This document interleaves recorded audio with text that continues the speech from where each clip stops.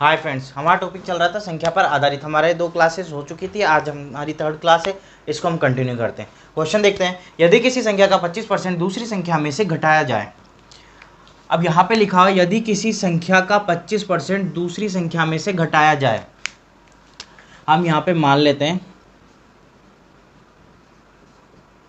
पहली संख्या है हमारे पास यहाँ पे x और दूसरी संख्या है हमारे पास y। अब यहाँ लिखा हुआ है यदि किसी संख्या का 25% यानी कि x का 25% दूसरी संख्या में से घटाया जाता है, तो आगे बोल रहा है तो दूसरी संख्या, यहाँ लिखा हुआ है तो दूसरी संख्या घटकर अपने आप का 80% हो जाती है। दूसरी संख्या हमारे पास y यानी कि y अपने आप का घटकर 80% हो जाती है।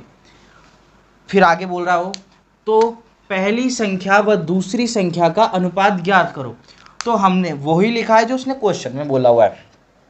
बोला है यदि किसी संख्या का 25% दूसरी संख्या का, यानी कि पहली संख्या और दूसरी संख्या, दो संख्या लेनी, तो पहली संख्या ली हमने x, दूसरी संख्या ली हमने y।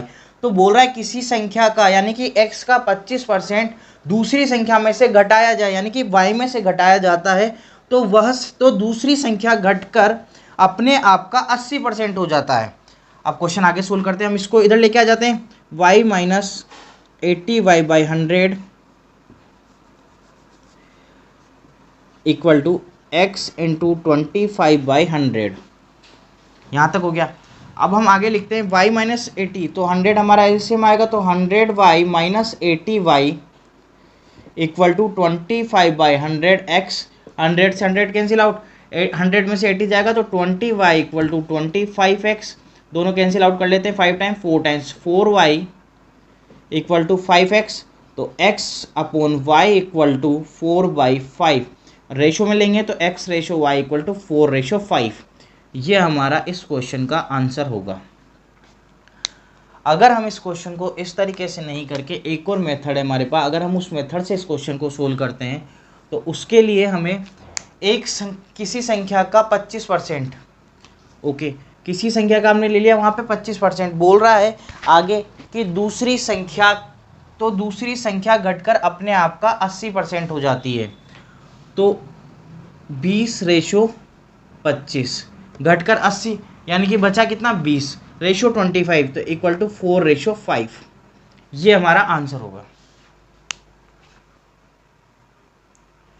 ये हमारा आंसर होगा। इसके बाद में जो हमने 20/25 जो लिखा, तो हमारा ये a है, और यहाँ से हम b निकालेंगे, तो b निकालने के लिए रिमेनिंग जो बचेगा हमारे पास 80 इक्वल टू 20, तो हमारा जो रेशो आएगा वो b/a में आएगा हमेशा। तो हमने निकाला यहाँ से 20 बचा, तो 20/25 कर दिया, तो b/a में 4/5 इसका आंसर होगा। नेक्स्ट क्वेश्चन देखते हैं, किसी संख्या में राम को 8 से भाग देने को कहा गया परंतु गलती से 8 से गुणा कर दिया, तो प्राप्त उत्तर सही उत्तर से 2016 ज़्यादा था, उसे किस संख्या से भाग देना था। अब हम इस क्वेश्चन को सोल्व करेंगे, तो इसके लिए हमारे पास एक फॉर्मूला होता है x इंटू ए अपॉन ए स्क्वायर माइनस 1। इस संख्या से वो संख्या निकल जाएगी जिससे उसको भाग देना है। ये जो संख्या हमसे पूछी किस संख्या से भाग देना है, जब हम ये फॉर्मूला यूज़ में लेंगे तो इससे हमारा आंसर निकल जाएगा। अब यहाँ पे x और a क्या होगा, a तो होगा हमारे पास 8, क्योंकि किसी संख्या में राम को a से भाग देने को कहा गया परंतु गलती से वह a से गुणा कर दिया, यानी कि दोनों जगह सेम है a, परंतु प्राप्त उत्तर सही उत्तर से x ज़्यादा था। अब हम इसको सोल्व करते हैं, x इंटू a यानी कि 2016 इंटू 8 अपॉन 8 का स्क्वायर माइनस 1, 2016 इंटू 8 64 - 1। इसको हम सोल्व नहीं करेंगे क्योंकि हम इसको कुछ काट लेंगे, इंटू 8 अपॉन 63। ये हुआ 9, 7 से काट के देख लेते हैं, 2 7 14, 6 8 56 और 8 288। अब 9 से इसको काट के देख लेते हैं, 3 2, यानी कि हमारे पास जो आंसर आएगा वो आएगा 256। अब हमने क्या किया, हमने यहाँ पे एक फॉर्मूला था हमारे पास x इंटू ए अपॉन ए स्क्वायर माइनस 1, हमने उसमें वैल्यू रख दी। वैल्यू रख के हमें जो आंसर जानना था कि उसे किस संख्या से भाग देना था, तो हमें उसमें 256 से हमें उसमें भाग देना था। देखते हैं हमारा नेक्स्ट क्वेश्चन। किसी संख्या में 12 से गुणा करने की जगह 24 से भाग देने पर प्राप्त उत्तर सही उत्तर से 2870 कम है। अब हमने वहाँ देखा था, वहाँ पे हम लास्ट वाला जो क्वेश्चन देखा था उसमें यहाँ पे हम भाग दे रहे थे और यहाँ पे हम गुणा कर रहे थे, दोनों जगह संख्या एक ही थी और यहाँ पे उसका जो उत्तर आ रहा था वो ज़्यादा आ रहा था। तो अब इसके हमने उसके लिए फॉर्मूला देखा था a into x upon A square minus 1, इस वाले फॉर्मूले से हमने उसको सोल्व किया था, जिसमें हमारे पहले भाग था फिर गुणा कर रखा था, फिर यहाँ पे भी ज़्यादा संख्या आ रही थी। ओके, आज है लेकिन हमारे पास दोनों जगह संख्या अलग अलग है। 12 से तो सबसे पहले 12 से गुणा कर रहा है, फिर 24 से 12 से गुणा करने की जगह 24 से भाग दे रहा है, तो वो उत्तर 2870 कम आता है। तो ये तो था हमारा ज़्यादा वाला के लिए, और पहले भाग, इसमें पहले हम कर रहे थे भाग की जगह गुणा। अब यहाँ पे बोल रहा है 12 से गुणा करने की जगह 24 से भाग दे रहे हैं। अब हम करेंगे कम वाला और गुणा की जगह भाग। तो इसके लिए हमारे पास फॉर्मूला बनेगा, हम मानते हैं यहाँ पे x है, यहाँ पे y और यहाँ पे ये a है। तो किसी संख्या में 12 से गुणा करने की जगह हम x से गुणा करने की जगह y से भाग देने पर प्राप्त उत्तर सही उत्तर से a कम है। तो इसके लिए हमारे पास फॉर्मूला बनेगा a into y upon x into y minus 1। ये हमारा फॉर्मूला बनेगा। यहाँ पे हमारा ए स्क्वायर, उसमें हमने ए स्क्वायर माना था क्योंकि दोनों जगह को, इसको हमने ए यहाँ पे एक्स माना था, तो हम या तो इसको इस तरीके से कर लेते हैं, यहाँ पे ले लेते हैं हम ए, इसको हमें बी मानना पड़ेगा और इसको हम मान लेते हैं यहाँ पे एक्स। तो ये हमारा बनेगा इससे b into x upon a into b minus 1। ये हमारे पास इसका फॉर्मूला बन जाएगा,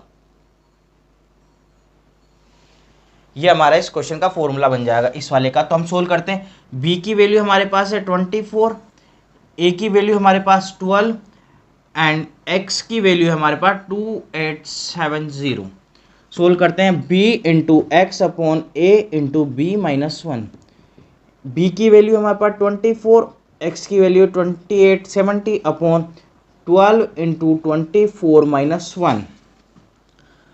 अब आगे सोल्व करते हैं।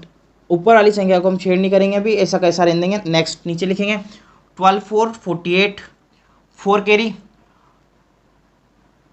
24 और 4 28 माइनस 1।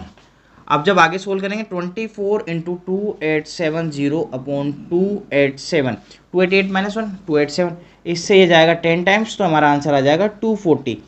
अगर हम यहाँ पे कुछ कैंसिल आउट कर देते, इस जगह पर या तो इंटू कर देते, तो हमारा ये आसानी से कैंसिल आउट नहीं होता। इसलिए हम क्वेश्चन को कहीं पर भी कैलकुलेशन नहीं करेंगे, ओनली जो हमारा जो नीचे वाला पार्ट है, हर वाला पार्ट है, ओनली उसकी कैलकुलेशन करके सोल्व करेंगे ताकि वो आपस में कैंसिल आउट हो जाएंगे। तो ये क्वेश्चन इस तरीके से करते हैं।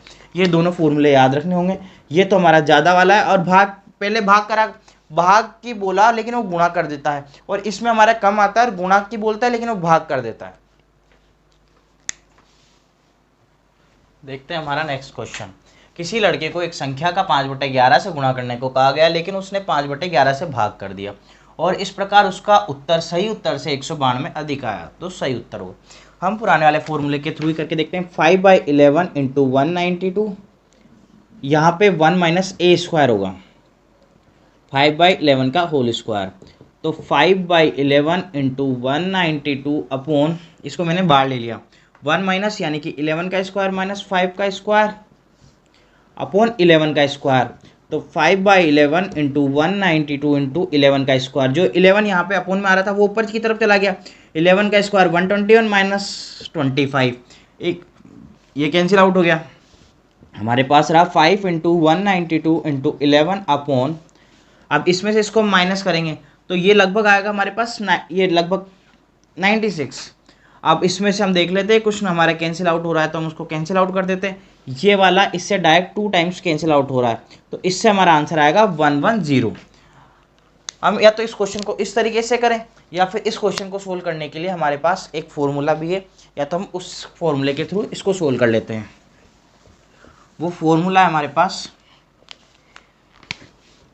ए इंटू बी, इसको मान लेते हैं हम ए बाई बी हो रहा है हमारे पास, इसको हम मान लेते हैं एक्स। तो A into B into x upon B square minus A square वाला जो फॉर्मूला होगा, उस फॉर्मूले के थ्रू अगर हमारे पास यहाँ पे अधिक दिया हुआ है, गुणा करने से भाग की जगह उसने भाग कर दिया, तो हम ये वाला फॉर्मूला यूज़ करेंगे। सेम फॉर्मूला वही, ए की वैल्यू 5, बी की वैल्यू 11 और 192 हमारे पास एक्स की वैल्यू दी हुई है, बी की वैल्यू 11 हो रही है, तो 11 स्क्वायर माइनस 5 का स्क्वायर। जब सोल्व करेंगे तो 5 into 11 into 192, 121 minus 25 equal to 5 into 11 into 192 upon 96, 96 से 2 टाइम, 5 2 10, 10 इंटू 11 तो 110।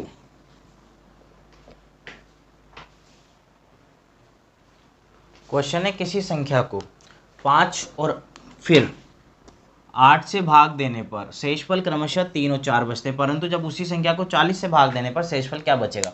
हम इसको a मान लेते हैं, इसको b मान लेते हैं, इसको x मान लेते हैं, इसको y मान लेते हैं। यदि किसी संख्या को 5 से और फिर a से फिर b से भाग देने पर शेषफल क्रमशः x और y प्राप्त होता है, परंतु जब उसी संख्या को, अब यहाँ 40 दिया हो तो हम देखते हैं a और b का इंटू है, तो यानी कि a b से भाग दे तो क्या बचेगा। अब ऐसे क्वेश्चन अगर आता है इस टाइप का, तो ये पूछा लास्ट में शेषफल, इस टाइप का अगर हमारे पास क्वेश्चन आता है तो इस टाइप के क्वेश्चन को हम सोल्व करने के लिए डायरेक्ट हम फॉर्मूला अप्लाई करते हैं, x plus a into y. इस वाले फॉर्मूले में हम वैल्यू रखेंगे तो हमारा डायरेक्ट आंसर आ जाएगा। x की वैल्यू हमारे पास 3 प्लस 5 इंटू, अब y की वैल्यू है 4, तो 3 प्लस 20 इक्वल टू 23 हमारे पास इसका आंसर आएगा। इससे क्वेश्चन में हम कुछ नहीं करेंगे, direct x plus a into y में वैल्यू रख देंगे, जिससे हमारा डायरेक्ट आंसर आ जाएगा। अब हमें इस टाइप का कोई क्वेश्चन दिया हुआ, किसी व्यक्ति ने गलती से 3 के स्थान पर 8 से विभाजक ले लिया तथा उत्तर 15 प्राप्त हुआ, तो सही उत्तर क्या होगा। उसने 3 के स्थान पर 8 लिया है, तो हम इसको डायरेक्ट सोल्व कर लेंगे। 15 इंटू 8, 8 लिया है, 15 प्राप्त हुआ है, अपॉन 3, इससे कैंसिल आउट हो जाएगा, तो डायरेक्ट हमारा आंसर आ जाएगा यहाँ से 40। नेक्स्ट दिया हुआ है 1 से 400 तक 17 से विभाज्य कुल संख्या। अगर इस तरीके का क्वेश्चन आता है हमारे पास, तो हमसे पूछा है 1 से 400 तक का, तो टोटल हमारे पास जो संख्या होगी वो होगी 400। अब बोल रहा है 17 से विभाज्य संख्याएं हमें पता करनी है यहाँ पर, तो 17 से विभाज्य, 400 में से 17 से विभाज्य संख्या पता करनी है, तो इस तरीके से सोल्व करेंगे। 2 टाइम्स 3 टाइम्स 9/17, 23 9/17 हमारा इसका आंसर आएगा।